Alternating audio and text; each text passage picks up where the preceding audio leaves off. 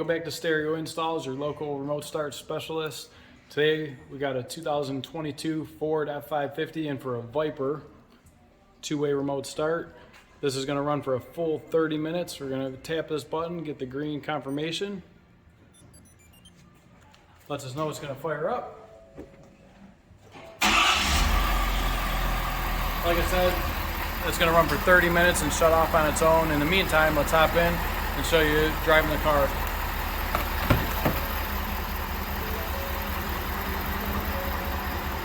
So when we get in, we still need to put the key in the ignition, otherwise it's going to shut off, and we don't want that. So key in, turn that on.